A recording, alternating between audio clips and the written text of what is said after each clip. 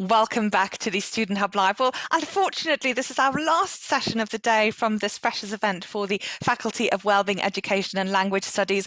We've had a spotlight on all of the schools, and this spotlight is going to focus on LAL, Languages and Applied Linguistics, a topic that we've been talking about throughout the whole day, in fact. And I have Corinna and Sylvia with me today. Welcome, both of you. Hello. So, Corinna, Hello. hello. I wonder if we can talk about what's special. We've been asking everybody what's special about your school, and Tyrrell came along and said her school was the best, but we said that wasn't a valid answer. So I wonder if you can, in more sensible tones, tell us about what is special about the School of Languages and Applied Linguistics. Corinna. Well, of course, thank you. Well, of course, I'll say that our school, LAL, is the best. And as you can tell from the school's name, there are two strands running through our teaching and research. The first one is languages, modern languages, and the second one is applied linguistics, which basically refers to language in use. Both strands are, of course, interconnected in their focus on language, both as a system and as a resource for creativity and communication. And what's really special about our programs is that we are committed to the promotion of linguistic diversity, to the promotion of intercultural communication and social justice. And this comes through both in the content of our modules and the inclusive way that we teach. In our school and across the different programs, the study of language is not just limited to the study of grammar or the history of words or attaining fluency in a particular language. Of course, that is an integral part of what you'll be studying with us. But what you'll also be getting into is that you'll be using that knowledge to appreciate language as a window to other cultures, as a window to society, and as a window to your own self. So we have a range of programs that me and Sylvia will very quickly talk you through. So in our English language undergraduate program, you'll be investigating how language with a special focus on English works and how it's used across different types of genres. So from personal experience, stories, conversations, written texts, including ads, poems, and digital communication. And you'll use that knowledge to appreciate how language varies and all the fascinating ways in which speakers and writers in different contexts adapt their style to communicate with others. We also teach English skills for academic study, both for UK-based and international students. And our modules have won many, many awards from students. And I know that many of you are just starting, so maybe you don't really want to hear about postgraduate, but maybe it's still good to start by thinking ahead and knowing that there is, at postgraduate level, you can take applied linguistics as a pathway as part of the MA in education, and there you can develop further your knowledge of language in use, in line with any practical interest you have in, for example, health communication or education. So I will pass on to Sylvia to talk a bit more about the languages aspect of the school. Yeah, Sylvia? Okay, thank you, Corinna. Thank you very much. And just to add, why studying a language in the first place? I hear you've all been talking a lot about food today, and you could do that. And that's one of the first things you learn, how to get exciting food from other places in the world. But coming back to what Corinna was saying, I think what makes us special is also, as she said, we're supporting linguistic diversity. And when it comes to the United Kingdom, I think we offer things that no other university does in this way. For example, we've launched a course in the Scots language that is one of the four official languages of Scotland. It's a non-standard language, and you cannot study that anywhere else in the UK as a course at a university. That's very new. We launched that in December. We are also working on a course in British Sign Language. In Scotland, again, this is the fourth official language we have, and it is a language that is accepted throughout the United Kingdom. So that will be another thing that makes us stand out. But coming back to our degrees, we're offering a flexible degree. So you can choose between studying 2 languages as part of your degree, or a language plus English. And we offer French, German, and Spanish to degree level. You can also combine your language study with business management or law. And you might have heard that, you know, especially in a post-Brexit world, we do need specialists with language skills. And we also offer a wide range of non-accredited language courses. For example, you know, you want to top up whatever you do with language skills in French, German, Spanish, Chinese, but also looking at intercultural communication, languages in the workplace, languages for special purposes. And Corinna was talking about English, the provision of English, and there we also look at using languages in special contexts. That, for example, in our module English for Academic Purposes, and how you use the English language, for academic study. And some people are using it to gain an appreciation of football, I hear, Stacey. Yes. So there has been a segue into football, although there is a language link. Someone's saying that they've learnt German from their love of German football, which I think is quite handy. And now we've moved on to people saying it's been a great day. I think they've enjoyed themselves. Oh, brilliant. Thank you so much, Stacey. That's lovely. Some people are studying language for those very reasons, to enrich a quality of life, and that's something we've talked about. So what does it take to study language at a distance? What can students expect the experience to be like?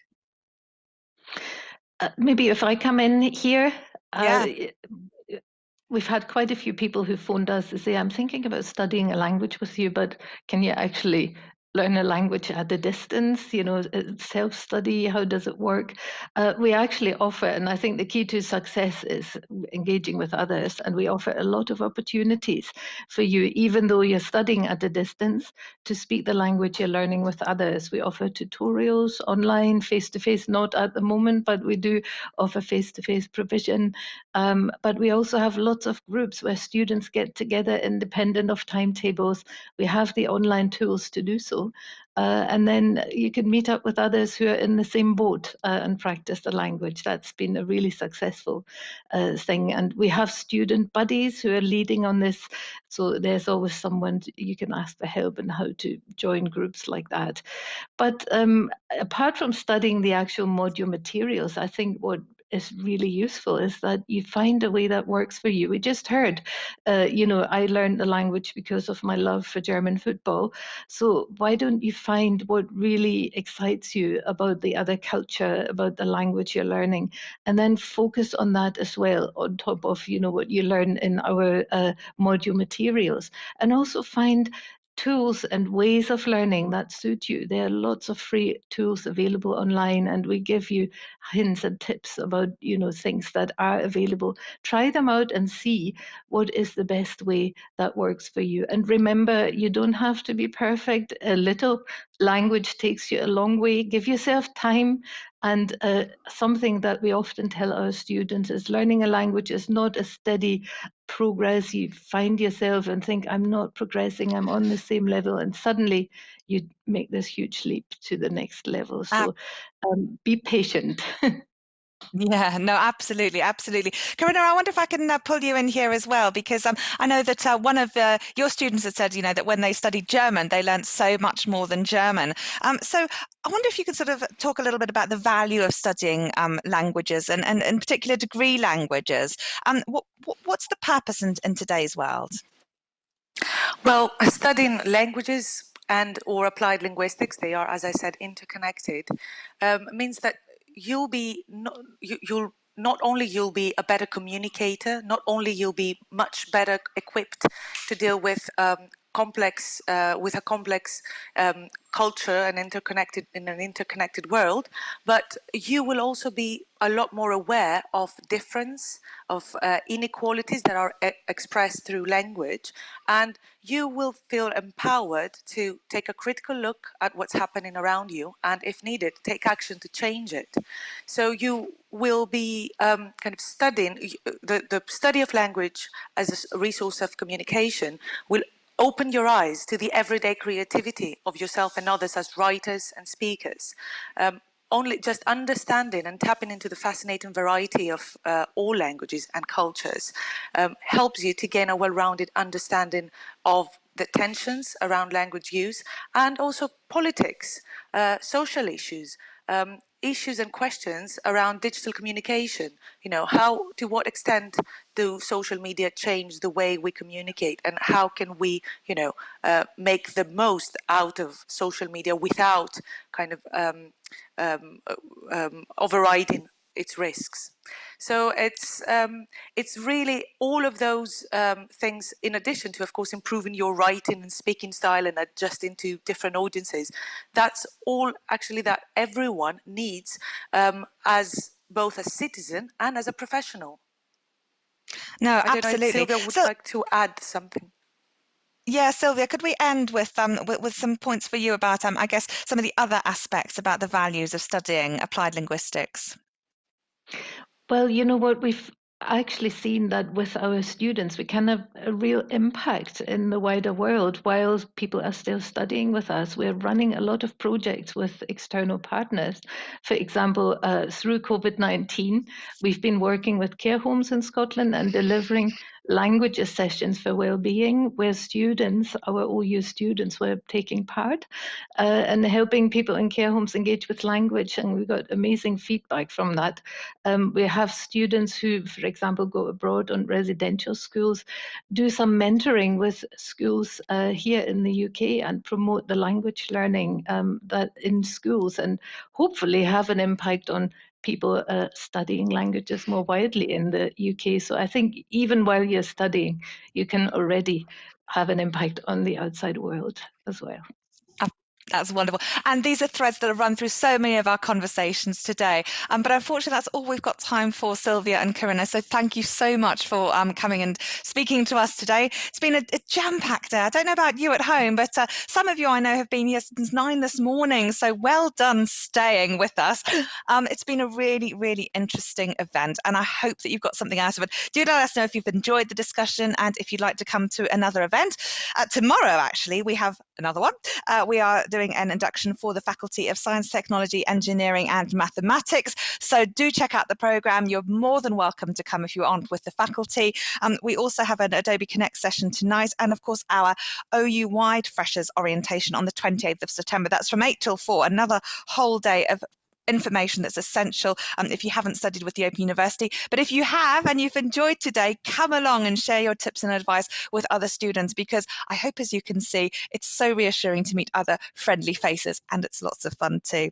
Then on Tuesday the 29th of September, we have an event for the Faculty of Business and Law, and on module start day we have some Adobe Connect workshops that you can book onto also, and we're running a whole series of events. You can sign up to those on our Student Hub Live website, and also join our mailing list so that when we've got new events, which will be running throughout the year, you can be the first to find out about them and book your space, because in many cases spaces are limited. Well, I don't know about you, but I'm off to have some peanut butter and toast now. Thank you so much, Stacey, for being in the chat. I hope everyone's okay and had a fabulous day. Can we have some final words from you with your microphone on? I didn't turn it off. I was just very, very quiet. Everybody's had a fantastic day. Everyone is just saying how wonderful it's been. It's been lovely to chat to everybody. And they're just about hanging on in there till the last, but they've had a great day. Brilliant. Well, thank you so much. And all of the other people on our hot desk, thank you at home so much for contributing. I hope you've enjoyed it. I hope you're feeling a bit happier. We do have a wonderful bunch of people at the Open University. And the thing that I love most is talking to students, because we've all got something to contribute and it's all part of an absolutely wonderful, life-changing journey. So thank you so much for participating today. Hope to see you again soon. I hope you've enjoyed the event and that you've learned something new and that you feel more connected to our wonderful university. Bye for now, and thank you so much for watching.